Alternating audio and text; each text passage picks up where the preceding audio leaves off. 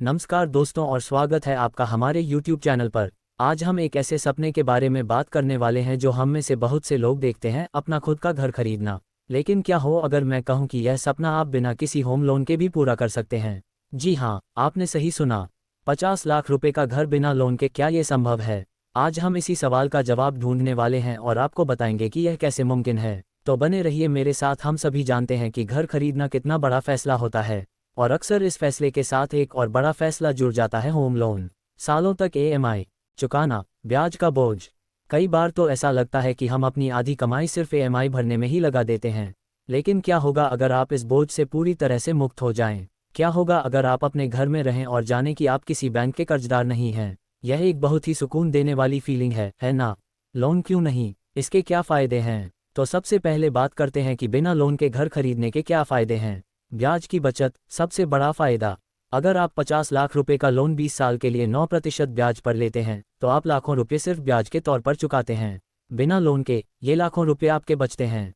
मानसिक शांति, कर्ज का बोझ एक अलग तरह का स्ट्रेस देता है। बिना लोन के आप ज़्यादा मानसिक शांति का अनुभव करते हैं। वित्तीय स्वतंत्रता, आपके पास अपनी कमाई का ज़्यादा हिस्सा होता है जिसे आप निवेश कर सकते हैं, अपने दूसरे सपनों को पूरा कर सकते हैं। जल्दी आज़ादी, लोन नहीं है तो आप किसी भी समय अपनी प्रॉपर्टी बेच सकते हैं या उसे अपनी इच्छानुसार इस्तेमाल कर सकते हैं। चुनौती, क्या ये सचमुच हर किसी के लिए संभव है? अब आप सोच रहे होंगे कि यह सब तो ठीक है, लेकिन 50 लाख रुपए एक बहुत बड़ी रकम है। बिना लोन के इसे कैसे इकट्ठा किया जा सकता है?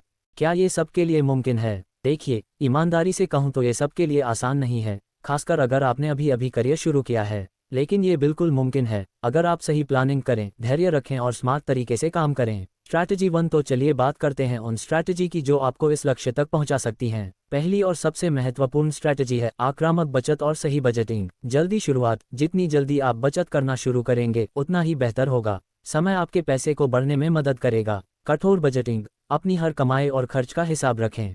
अनावश्यक खर्चों में कटौती करें। कैफे की कॉफ़ी, बाहर का खाना, ऑनलाइन शॉपिंग, ये सब धीरे धीरे आपकी बचत को कम करते हैं। 50-30-20 नियम, अपनी आय को 50% ज़रूरतों के लिए, 30% इच्छाओं के लिए और 20% बचत के लिए बांटें। आप चाहें तो बचत का प्रतिशत बढ़ा भी सकते हैं। साइड इनकम, अगर संभव हो तो कोई साइड इनकम स्ट्रीम बनाएं। Freelancing, part time job, online काम, कुछ भी जो आपकी बचत को बढ़ा सके। स्ट्रैटेजी 2, स्मार्ट निवेश, अपने पैसे को अपने लिए काम करने लायक बनाएं। सिर्फ बचत करना ही काफ़ी नहीं है, आपको अपने पैसे को काम पर लगाना होगा।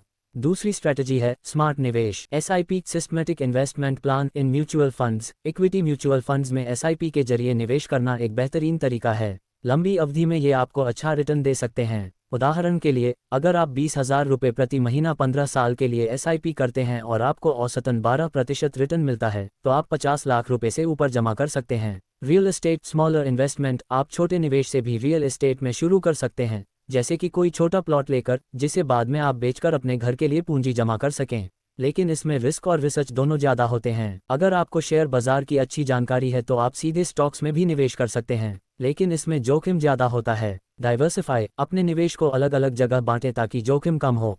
स्ट्रैटेजी 3, आकार घटाना और स्थान का चयन। तीसरी महत्वपूर्ण स्ट्रैटेजी है अपनी ज़रूरतों को समझना और लोकेशन को बुद्धिमानी से चुनना। शुरुआत छोटी करें। हो सकता है आपका पहला घर 3 BHK बड़ा बंगला न हो। एक BHK या 2 BHK अपार्टमेंट से शुरुआत करें जो आपके बजट में फिट बैठता हो। शहर से बाहर देखें, बड़े शहरों में प्रॉपर्टी की कीमतें बहुत ज़्यादा होती हैं। अगर संभव हो तो आसपास के छोटे शहरों या पेरिफेरल इलाकों में देखें जहां कीमतें कम हो लेकिन भविष्य में ग्रोथ की संभावना हो। Under construction property, ready to move property से सस्ती हो सकती हैं, लेकिन इसमें डेवलपर की विश्वसनीयता और प्रोजेक्ट के पूरा होने का समय जांचना बहुत जरूरी है।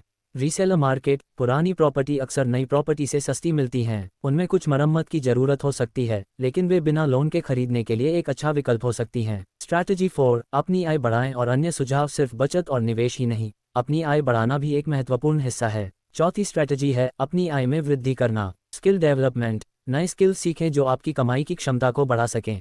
जॉब स्विच, अगर आपकी वर्तमान नौकरी में ग्रोथ की संभावना नहीं है तो बेहतर सैलरी वाली नौकरी देखें। साइड हसल, जैसा कि पहले भी बताया, कोई भी साइड हसल जो आपको एक्स्ट्रा इनकम दे।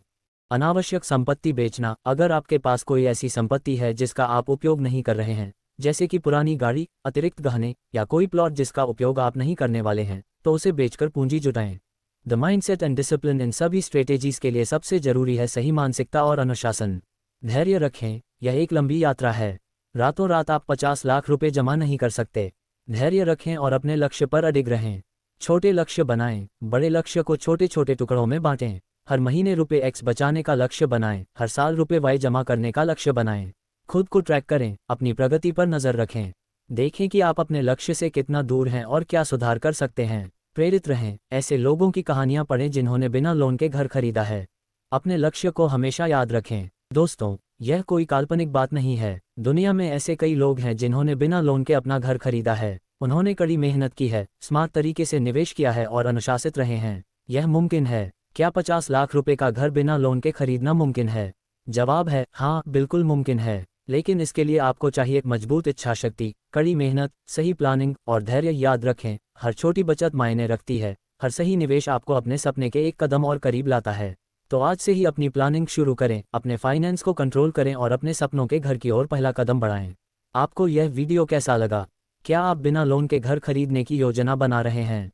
हमें कमेंट्स में बताएं। इस वीडियो को लाइक करें, अपने दोस्तों और परिवार के साथ शेयर करें जिन्हें इसकी ज़रूरत हो सकती है। और हाँ, अगर आपने अभी तक हमारे YouTube चैनल को सब्सक्राइब नहीं किया है तो अभी करें और बेल आइकॉन दबाना न भूलें ताकि आप हमारे आने वाले किसी भी वीडियो को मिस न करें। मिलते हैं अगले वीडियो में, तब तक के लिए अपना ध्यान रखें और अपने सपनों को पूरा करने में लगे रहें। धन्यवाद।